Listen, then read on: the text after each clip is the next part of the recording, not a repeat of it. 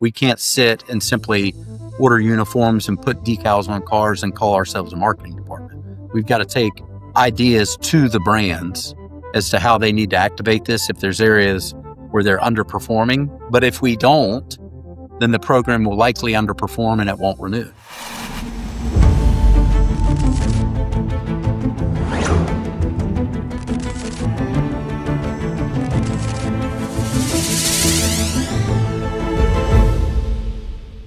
Hi there.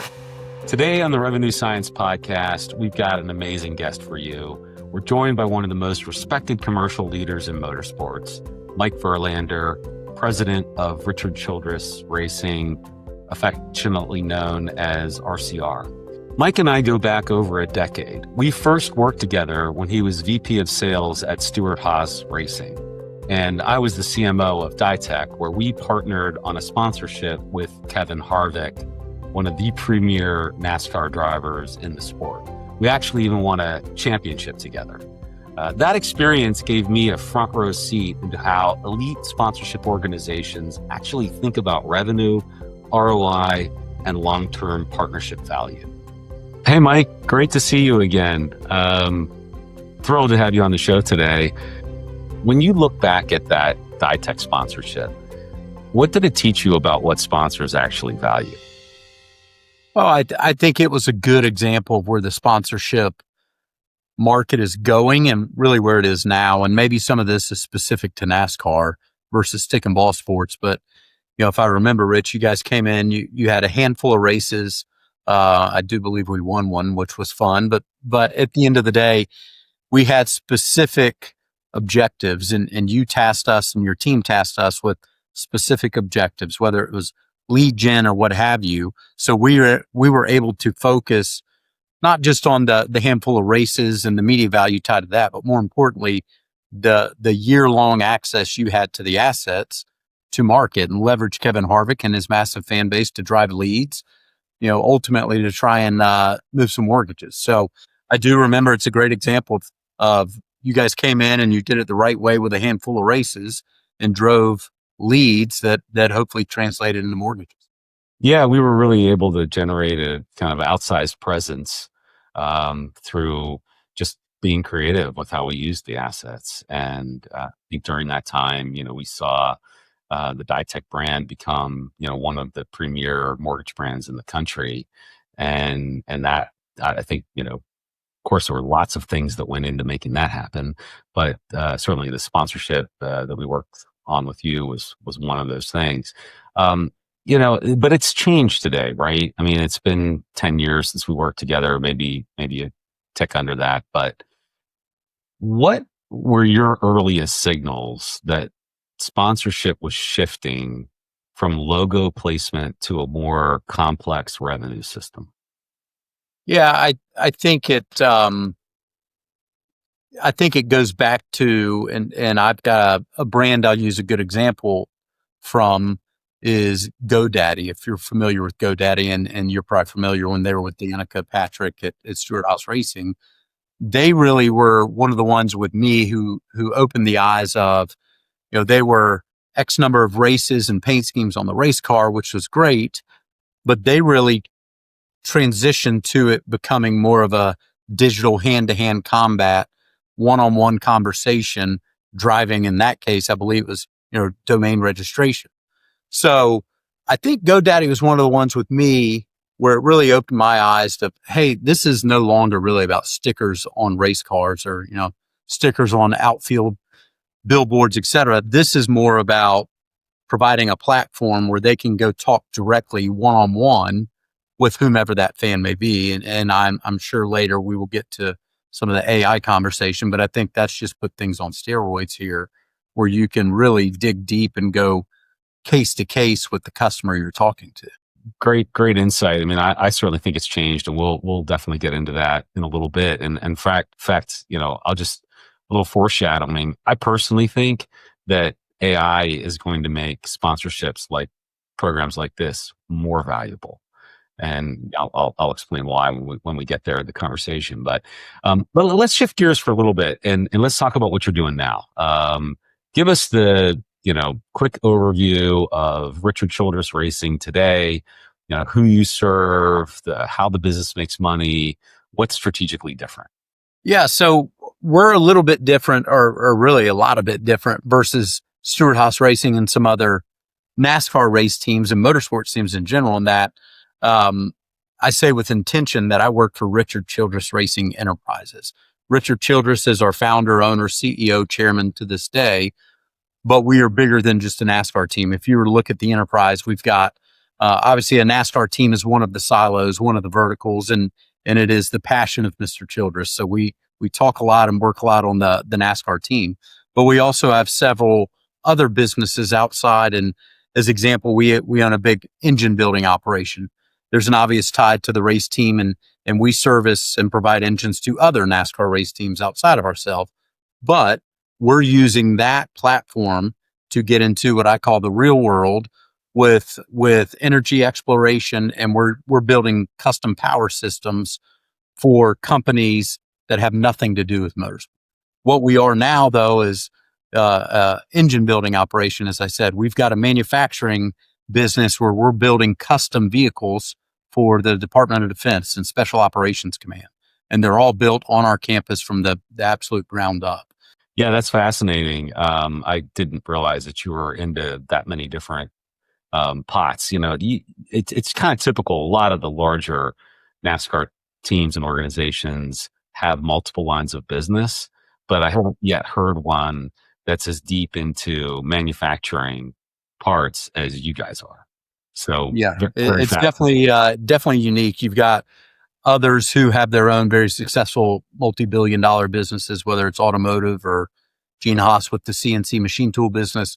This has been a little different in that Mr. Childress built each of these companies from motorsports, but now they're doing a lot of business outside of motorsports. Yeah. Was there a clear inflection point to you when the sponsorship model fundamentally changed? Yes, to me, and I will probably date myself a little bit here, but I think really with the advent of obvious statement of the day, social and digital, it presented options. So you think specific to NASCAR, 25 years ago, you had the Home Depot and Lowe's and a number of companies that their number one platform to reach consumers was a NASCAR race car. And so they went all in on that race car and had, all the races were their logos, their colors, etc. Well, then when social and digital entered the picture, brands figured out, well, there's other ways, right? There's other platforms I can use. Quite honestly, they're pretty cost effective, and I can talk directly to Rich or directly to whomever I need to versus just a billboard on the side of the highway. So I think when social and digital entered the picture, it certainly changed a little bit for NASCAR, and quite honestly, it made the teams get a little more nimble, and we had to understand how to market, not just put race cars on the racetrack. Right, right. Yeah, the certainly the diversification of media options and the ability to target consumers directly at scale had to be a game changer. But sponsorship still plays an important role in the media mix of many organizations and many brands. Um, how do you see that balance taking place between, yeah, I could put my money down on reaching out direct to consumers, or I could split off a little bit of my marketing budget and add some sponsorships. What kind of feel do you have from the brands that you work with on how they're making those choices? Yeah, I think brands, and you know this much better than me because I've been on the sports property side, gosh, for 20 plus years. But if you look at brands that I've worked with, such as you when you were overseeing Ditech, you've got multiple objectives within your marketing toolkit, right? One may be mass brand, right? And you talked about it. I wrote down when you talked about we had Ditech, and I say we collectively, all of us, really with Kevin Harvick running well, positioned as the average NASCAR race fan may have thought you were the largest mortgage lender in the country because you were front of screen, you were tied to a big personality, and you kind of punched above your weight, which is every marketer's goal, right? So I think where it changed, or if you talk to our partners, and we've got almost, 40 sponsors, partners of our NASCAR team, it depends on what objective they're trying to accomplish. It's not a one size fits all. A number of our partners, Bass Pro Shops as example, they've got a very specific objective through their NASCAR sponsorship. Well, that may be a different objective than they have through their media buy or their radio or their digital or their content. So I think you do see a number of brands across a number of different avenues, and they're not all in on any of them, maybe as it used to have been, but it's to your point because you have more options, so you can custom fit an objective to that option. Right. Yeah. Now, I want to ask you just a little bit about sort of the internal operations. When you're across all of these different businesses that RCR is running now, if you had to choose, is growth driven more by your brand, by the people and the culture that you have that you help to cultivate, or is it systems and processes or something else? My easy way out answer is all of the above. Uh, I think if you look at Fair. RCR, and again, I know we're probably talking to a lot of people that are not too familiar with racing, but RCR and our company was founded by Richard Childress, who's still, he's sitting 15 feet away from me right now. He's in the office every day. We have a brand. Our brand within the NASCAR ecosystem is the blue collar team. It's little grit under your nails. Richard self-made, pulled himself up on his own. And that really permeates all employees here. We have that mindset. But I do think it comes down to people. You're only as good as your people. And that's very cliche. And you hear that everywhere. And then on top of that, once you've got the people in place, you do have to have process. To your point, we're focusing a lot in 2026 on our process more so than outcome. Yeah, it's a bit of a loaded question, right? Because all are important. It's kind of a matter of degree. Yeah. And it's a little different depending on the business we have, right? If we're looking at our race team, it's sports property, right? No different than the New York Yankees.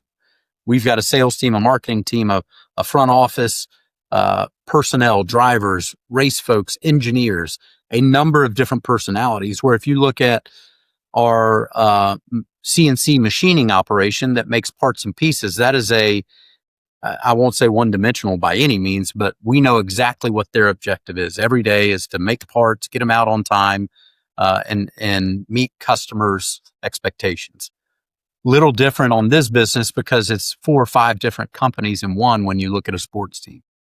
Right. Yeah. And I got to imagine that creates its own number of management challenges as well, just having so many different roles in an organization. So let's go back a little bit to talking about sponsorships. I think this is something that's going to be interesting to a lot of our listeners. And one of the questions that I personally got, which I'm sure, when you talk to brands, you get this question, when the CFO of the company asks, how do we know this works? What's your answer? Well, I think you've got to, on the front end of something, you have to know how you defend that question. I'll go back to Home Depot, to throwing the Home Depot logos on a car for 36 weekends a year and saying, well, we think our fans are in the stands and surely they're going to the store, right? I mean, that guys like you have challenged that mindset and have made folks like me and our sales team have to think differently. And so now we're very intentional with each partner we have. And I could go through every partner we have. And like I said, it's almost 40 partners, but Bennett Transportation, maybe a company that not everyone has heard of, but they're a very large trucking company based in Georgia. Their objective is twofold: leverage the program with employees, whether it's driving safety, more safety for operators, but most importantly, it is driving new business, and we are responsible for that. So as you know, Rich, there are a number of big brands, companies in the garage per se. We have to be intentional with introducing new trucking business accounts to Bennett. So when the CFO does come and say, hey, saw it on TV, that was awesome. Our employees say it's the greatest thing ever. We've lowered our accidents by incentivizing operators with trips to the races. However, we got 6 new accounts, and here's the revenue of those accounts, and it exceeds the revenue we're paying to the race team. So we're net positive on ROI. So you just have to be very specific. Yeah, and that's exactly what we did. I mean, we measured it in a number of different ways. It's not necessarily an easy thing to measure, particularly when you're in the B2C world. But we used survey techniques and other tracking techniques to just validate the fact that the sponsorship was working for us. And I do think we got a lot out of it. But I think there are a lot of, I mean, this is probably changing as well too. There are a lot of vanity metrics that people look at when they look at sponsorships, right? What's the biggest offender? Like, what's the biggest vanity metric that people look at that they really shouldn't? Man, our sales and marketing team, I hope they don't listen to this because they'll like kill me. But I think just the old generic exposure. We got X amount of exposure. Well, what's that mean? It's great, right? I mean, exposure still matters or no one would buy TV spots. But how do we measure exposure in a meaningful way? Talking about, well, you got X amount of minutes on TV and the spot rate was X. And so we're going to multiply the minutes on TV by the spot. I think to someone like you, I might as well be talking about wagon wheels and things from way back in earlier days. I think that's where sports teams in general, but I know NASCAR teams, the one I've been associated with, the handful I'm familiar with, they've gotten very astute at figuring out, hey, we don't. I was on a sales pitch with our team yesterday. I do a lot more listening now than I used to do. So you maybe take in a little more, but the last thing that was discussed was the race card. It was, here's what it looks like. Here's the exposure piece. That was the last thing, where when I first got in this business 20 years ago, that was the first thing you led with. So I think people have figured out that, yes, it's a vanity metric. It's cool. It never hurts to see your logo on a race car that's performing and winning a race.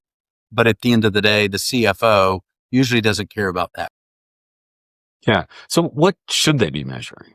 I mean, we talked about lead generation, but are there any metrics that I would describe as being upper funnel that would be an indication that the sponsorship is working for you?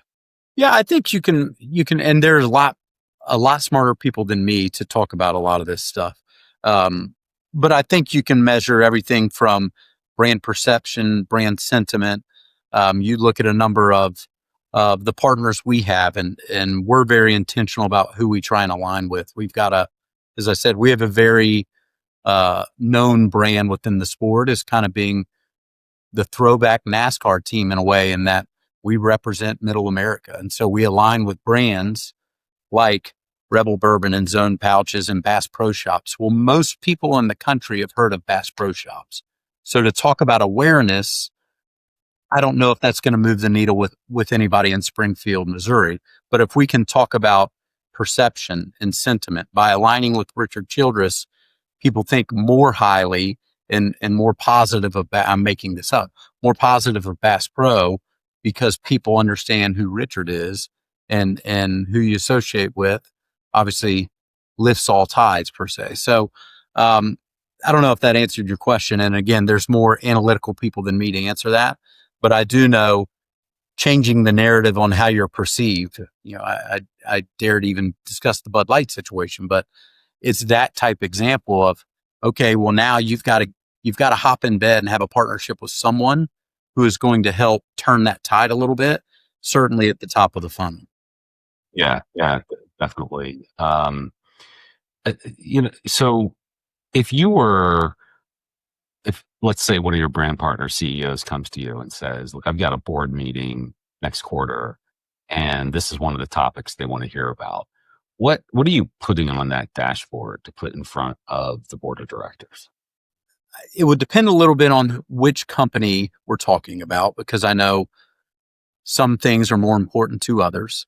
But if it were me, specific to the race team, I think and I'm clearly shooting from the hip, but I think it's showing relevance of NASCAR because we still have a little bit of perception of, well, they just put stickers on cars and they go around the track. I think if we were talking to a board level, it's trying to convey that we understand the academic side of sponsorship, that this is about creating return. And so whether it's Bass Pro Shop or Rebel Bourbon, as I've said already, each have very different objectives. We would want to know that the board understands we know their objectives.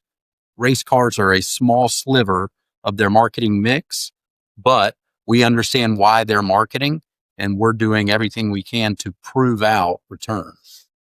Yeah, no, I love that answer. And I think, honestly, as I kind of reflect on what's changed in the sponsorship world, um, one of the things that comes out to me in the comments that you're making is that it's really required organizations like yours to tailor your whole approach to activation and leveraging of the sponsorship to each individual brand that you work with or partner that you work with. And that's honestly not dissimilar from the rest of the business world where, you do have to, you can't be necessarily one size fits all. You do have to be cognizant of who is your target customer, what do they need? And, in your case, you're working with lots of different businesses across a wide spectrum of business models and needs. And so you can't be one size fits all. Right. So what, let's talk a little bit about some of the operations of your marketing and sales approach. What would be foundational from a data system or support mechanism that you would want to have in place to help monitor sponsorships? So we use a number of different, we have a television measurement tool. We have a relationship with Nielsen on that front. We have a social scrubbing tool.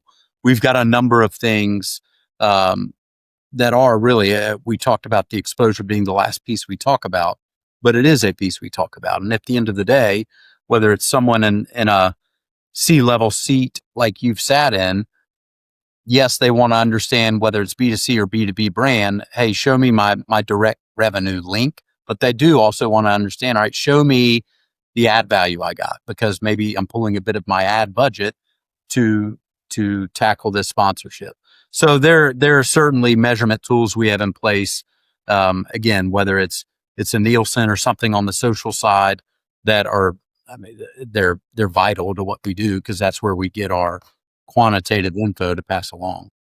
Yeah. And what I love about that is that you're really showing up with the playbook for a brand, right? It's like, okay, yes, we know you care about measurement.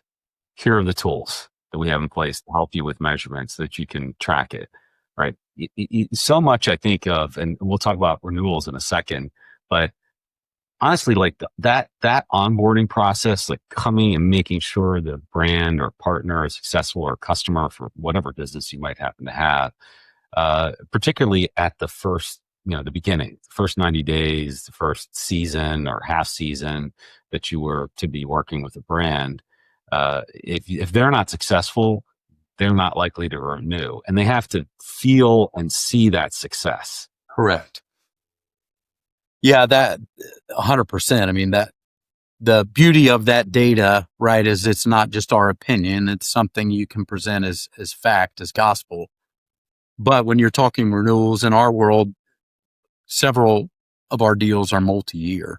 So you can compile a year over year, a true notebook of data. When it starts talking renewal, you at least can compare year 1 to 2 to 3, et cetera. But it's certainly a big part of the renewal piece. And I come back to, again, and maybe in the role I'm in, I focus too much on direct revenue. But at the end of the day, I think even if you've seen sponsorships in NASCAR for sure that have been in place, whether the car is successful or not, it's very cyclical on the performance side, no different than, most stick and ball teams. You can stay on top for a while, but at some point you're going to end up cycling down before you cycle back up.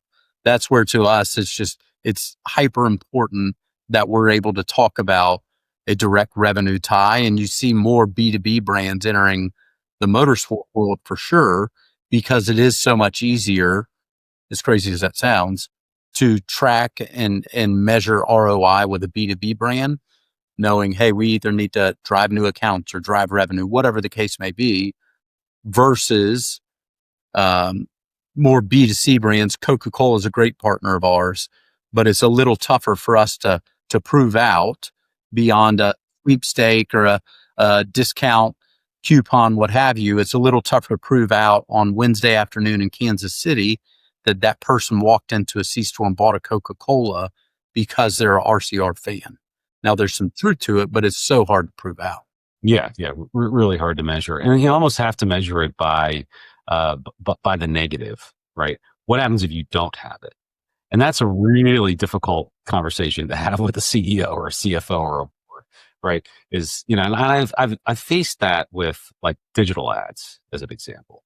Well, why should we be running digital ads? What are we getting out of them? Because, most display ads don't actually lead to a lot of clicks and a lot of inbound traffic and a lot of sales on a B2C website.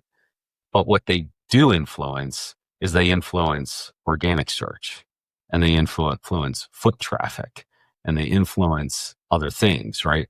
So you can cut off your display ad budget, but you'll pretty quickly see all of those other things dry up. And I've actually used that before. It's like, okay, you don't think it worked? Great. Let's turn it off in this market, and we'll compare that market to another market and see what happens. And it's almost always, a bad thing to, get out of that kind of upper funnel. You have to have a mix between awareness and then direct lead gen. And finding that balance is a real challenge for marketers.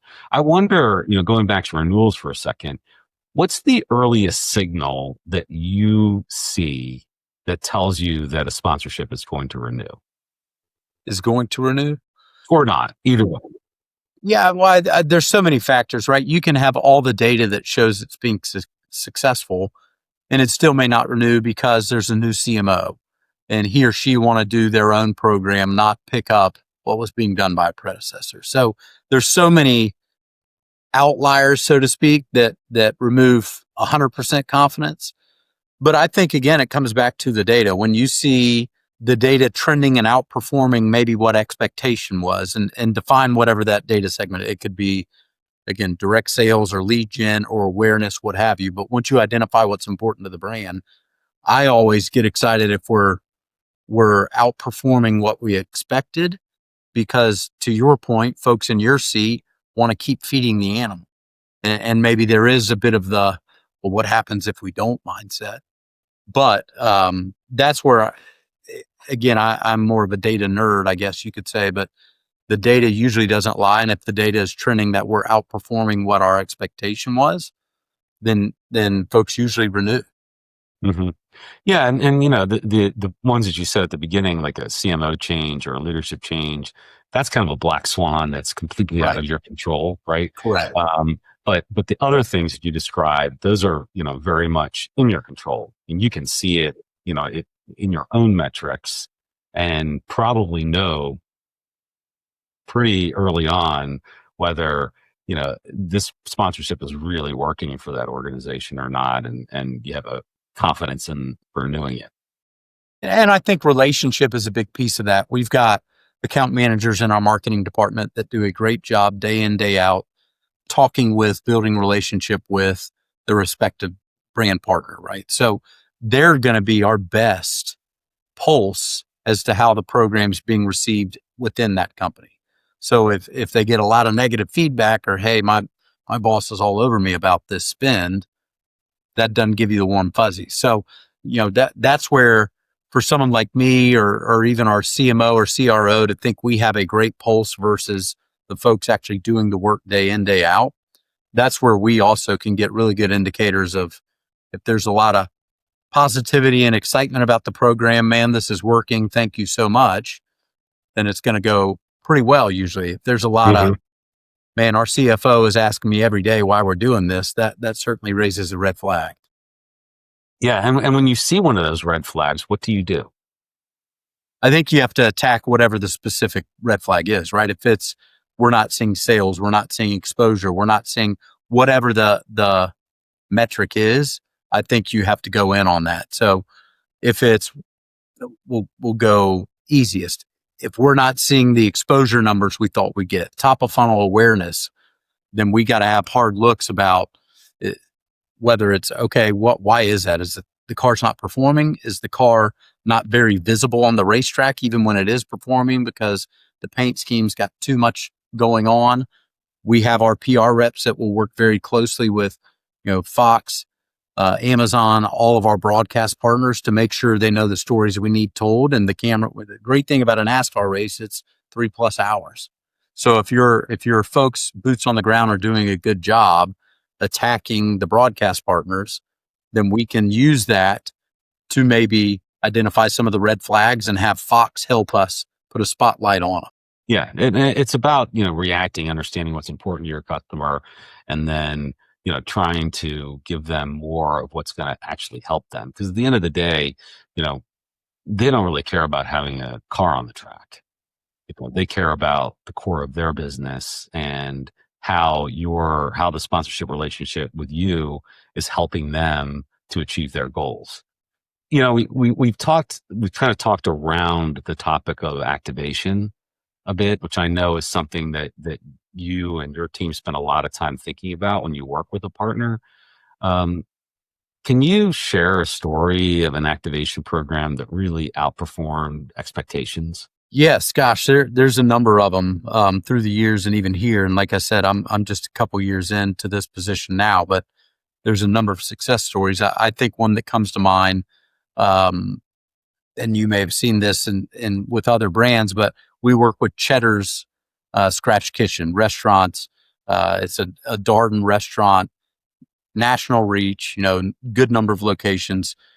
They put a promotion in place to help drive foot traffic that was measurable by when Kyle Busch has a top 8 finish, you get a free, I believe it was chips and queso. If he runs better than that, it scales all the way up to free chicken fingers, what have you.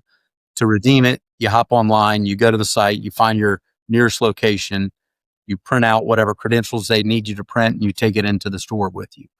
That to me is successful because it's directly measured. It's directly tied to the race program. So we can prove, hey, that foot traffic is not there without the racing program. And I literally could probably give a dozen examples like that. That's just the first that comes to mind of, this is a brand, Darden, they understand how to market it, right? Cheddar's has a great, I'll say, niche within the Darden ladder of who they are. They align very well with who RCR is. Middle America, people who want good food, don't want to pay a lot. Where they are able to really leverage the race program is exactly that. Measurable foot traffic tied exclusively to the performance of the racing team. Yeah, and the Bloomin' Onion comes to mind as well too. Very similar. That one of my fellow sponsors, Outback Steakhouse, ran for years with Kevin. What program looked perfect on paper but failed in reality? There was a retailer we worked with at Stewart Haas that big brand, big presence in the sport, blue chip brand, maybe didn't, their focus, there is a B2C component, but their bread and butter, if you probably look at their revenue, a lot of it was attributed to B2B work.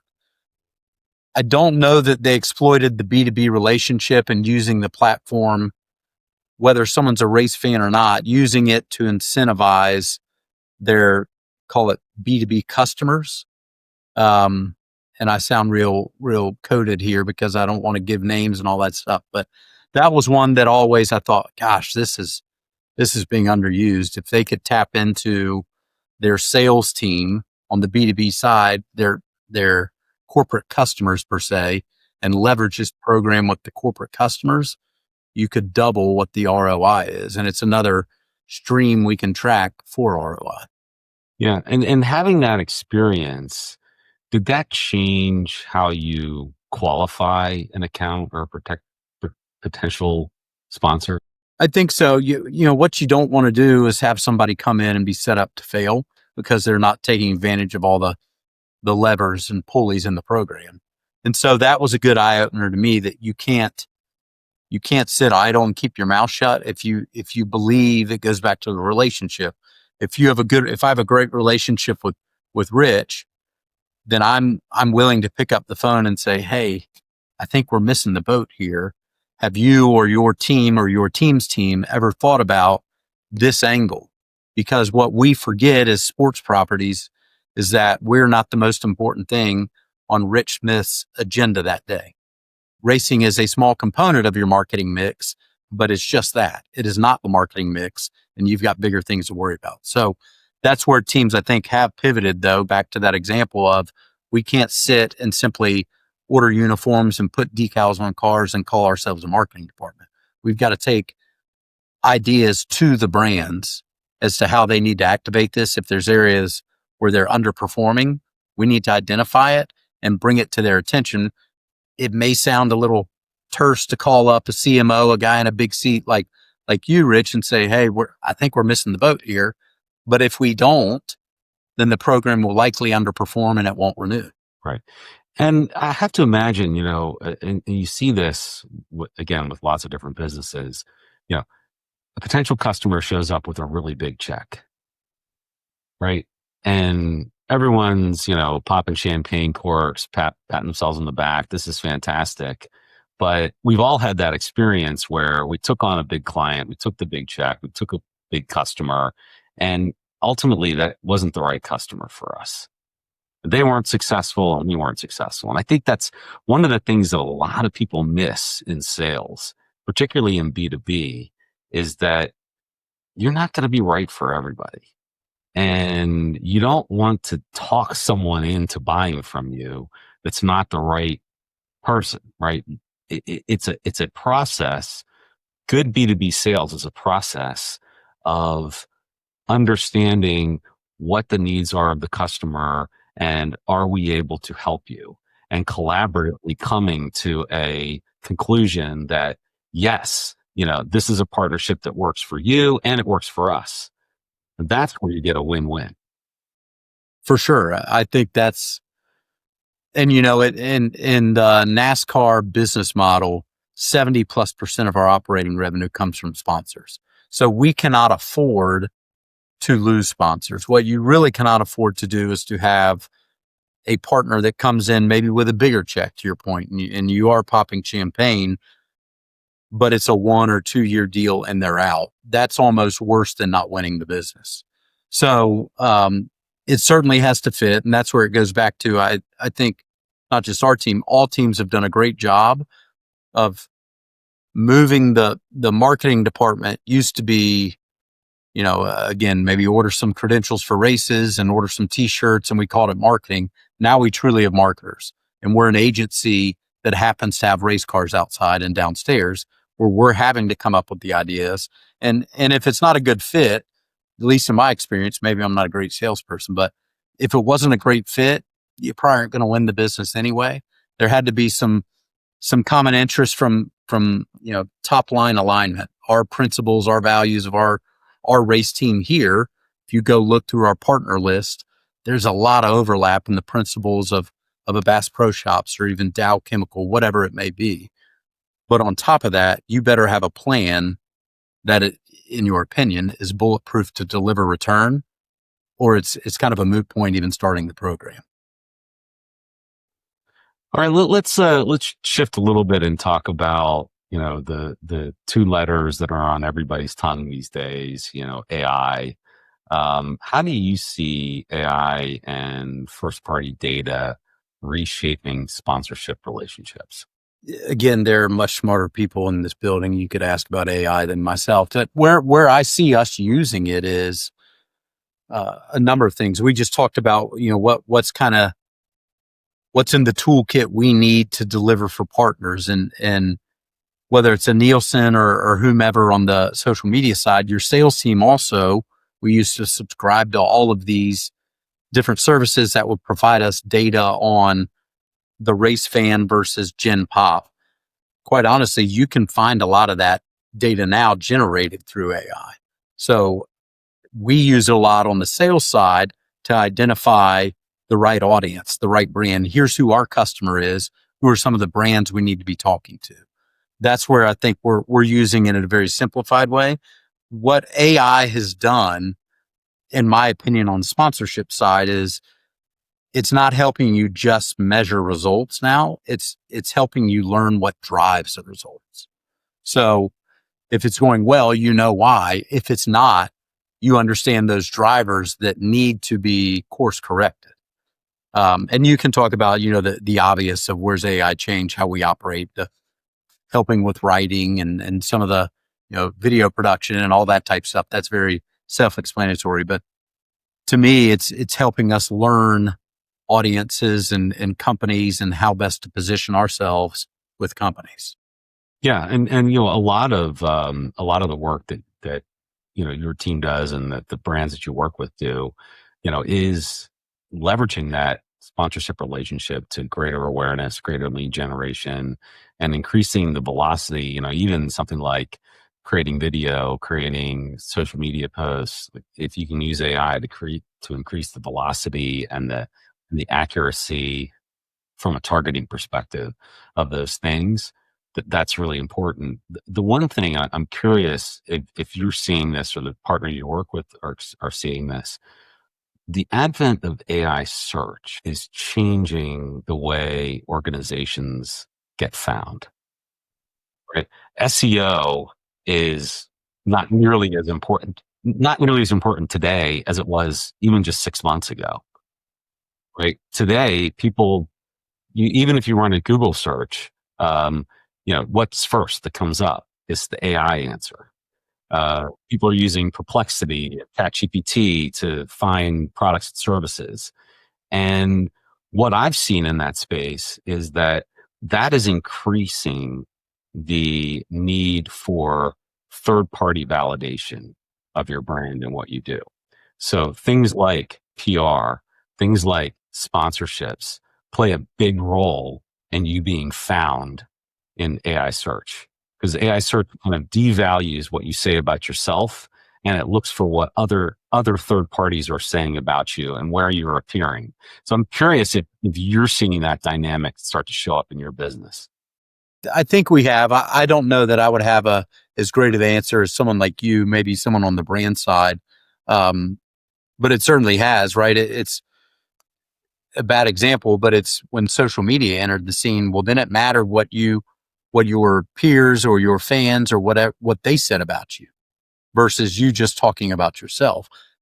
AI is that on steroids, right? Because it's gathering from so many sources and saying, here's what consumer sentiment is on RCR as example.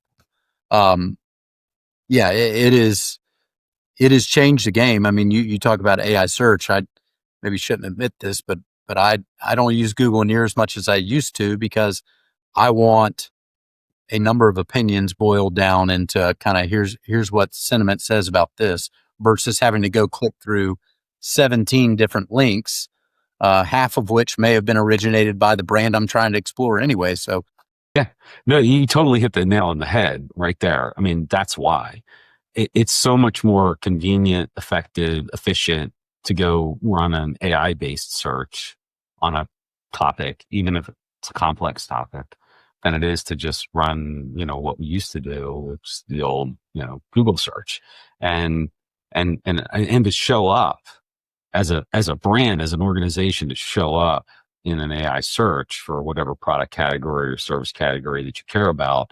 A lot of what plays into whether you show up or not is that third party sentiment, right?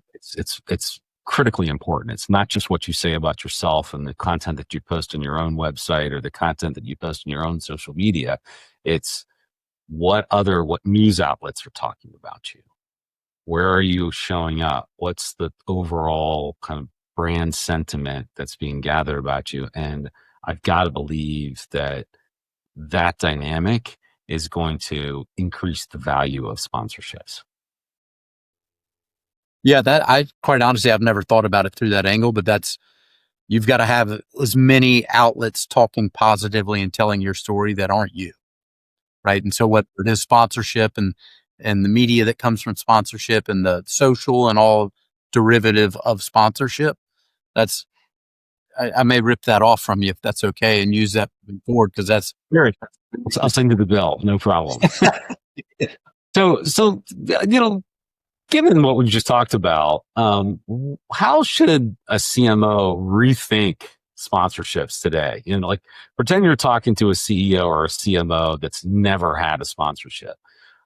How should they rethink that? I've never been in one of those seats. Like I said, I've always been on this side of the fence. But if I'm in a seat that you've sat in, I think you have to look at this may sound cliche, but all the tools available to you because there's more tools today than there were yesterday. Maybe it's through the evolution of AI or what have you. Gosh, I don't know that I'm going to have a great answer on this beyond making sure you're exploiting everything that is available to you today. I'll go back to the answer you just had where it's think differently. Don't think about media buys. Don't think about ad buys. Don't think about experiential marketing, getting people to racetracks. There are elements of what works that haven't changed and will not change, right? If you're selling insurance at the end of the day, you've got to have good customer service as example. How you generate the lead, how you get people interested in your insurance company, whether it's leveraging AI, a mix of sponsorship, TV, radio, et cetera. I think that's still somewhat the same. So I don't know. Maybe I'm not thinking the right way, or I'm telling someone not to outthink themselves. But you have to keep up with the tools that are available to you. And I actually am very interested in your answer to this because you are a CMO. Yeah, well, I think one of the pieces of the answer is what we just talked about. The advent of AI and AI search is changing the game in a way that your own kind of first party content, it's not that that's not important anymore, but it's not going to carry the same water that it used to carry. And building up third party credibility, which can be done lots of different ways. Sponsorship's one way, getting your CEO on stage at important conferences, getting news articles written about you, the whole PR work. That's very important in this process as well. But a sponsorship is one of those big tools in the toolkit that's third party validation of what you're doing. And that third party validation in the advent of the AI search world is getting to be more and more important. Maybe one other way to kind of get at this is, if you could give a CEO or a CMO, one piece of advice about sponsorship as a growth investment, what would you say? Don't be scared of it. There's so many people. Sponsorship has a negative perception to so many, especially when you talk about NASCAR. They think it's out of reach. It's hyper expensive. All the things that are no longer true. But when you even discuss with a CEO, hey, can we talk about this sponsorship, this partnership? A wall is immediately put up, at least in some of my experience. And I'm sure you're familiar with that, being the guy who had to put the walls up because people were asking every day. My 2 cents would be don't be scared of it due to the evolution of how you market today. And again, I'm going to rip off your own term there, but going back to sponsorship is yet another way to help AI search because we're a outside third party talking about your brand. Our fans are talking positively about your brand. But yeah, I mean, that's, you can find people with more wisdom than me in that, but that's, I think you're underselling yourself there a little bit, Mike. But all right, so let's just to try to bring what's been a great conversation to a close. I like to ask some kind of lightning round questions at the end. So let me fire away at you for a few minutes. What's your favorite leadership or growth book? There's a book. I've always, maybe it's fanboy almost to the extent of the military and the discipline that comes with that and the leadership that comes from it, a lot of the special operators and how they carry and conduct themselves. But that's one I read, within the last year. Easy read. quick read. But that was one that, he told his story about how he became successful. And it was all depending on going back to the process of special operations and how they carry themselves, how they train, where when it comes time for the game, so to speak, you're prepared. Yep. Yeah. That's not one that's been on my radar. So I'm going to have to look it up. We'll put a link to it in the show notes. What's the biggest sponsorship budget mistake that you see organizations do? Biggest sponsorship budget mistake. The sports property side of me would say it's never enough from a budget perspective. But no, I think it's going all in on one or two elements instead of the entire. So as example, in our world, going all in on the car and not having enough budget left to truly go activate, right? It may be car and hosting and whatnot at the racetrack, and that's going to, a hospitality suite's going to consume a lot of our budget, where I would encourage someone, hey, let's redirect a little bit of that, almost more of that, whether it's $2 to activate for every dollar spent on the property. I think that's a big mistake brands are making. And that may be to the downfall of the property. Hey, we're not getting enough, but I'd rather be successful for 10 years than have to go find 10 partners 1 year at a time. Yeah, I 100% agree with that. And I've seen it amongst peers as well. And it's one of the things that, as a CMO myself, I had to fight that urge, right? Because you get the proposal for the sponsorship, you see the number, and you're like, okay, well, I can fit that number within my budget, and yeah, this feels good. Let's go for it. But if you're not thinking about all of the other dollars you need to spend in order to really leverage that sponsorship, you're making a huge budget mistake because will definitely not. For sure. Okay, so let's finish off with this, Mike. How could somebody, if they want to get a hold of you, learn more about you, where should they go, and how would they do that?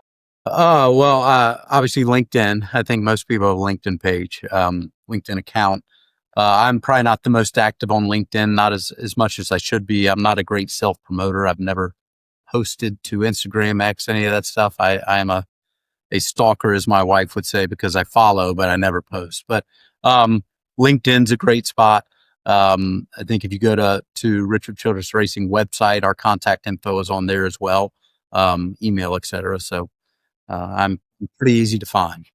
And it just came to me, Rich, as we were talking, The Wisdom of a Bullfrog is the name of the book. Okay. Wisdom of a Bullfrog. All right. Yeah. We'll definitely get a link to that in the show notes. So last question, Mike, and we'll try to have some fun with it. What are you most excited about with the upcoming NASCAR season? I mean, Daytona is weeks away at this point. What are you looking forward to? A number of things. I think we've done a really good job in the last year or two at RCR of, I talked to start this about trying to elevate culture, accountability, urgency, a lot of things like that, talk about our process. I'm excited. I feel like this is kind of the coming out year where we've got all the players in place, and I think we're going to have a much improved season on the racetrack. So I'm really excited to see how our race cars and race teams perform. I'm excited for the industry as a whole. I won't get into the weeds of it, but the last couple of years, there's been a bit of a cloud over the industry in a way, because there's been some litigation ongoing between a couple of the teams in NASCAR. That is now over and behind us. So I think the teams in NASCAR are going to be back united, talking about the same goal, the same successes. So I'm really excited about the 26th season, both selfishly for RCR. I think we're going to have a really strong year on the racetrack performance-wise, but also for the sport as we move into year two of some new TV partners with, I guess I should say, streaming partners with Amazon and folks like that. I think we'll continue to gain momentum. All right. Hey, that's fantastic. So we'll definitely be paying attention and watching RCR on the track this year, and cheering you on into victory lane. Awesome. You need to come join us for a race. Yeah, love to. You know me, I love it.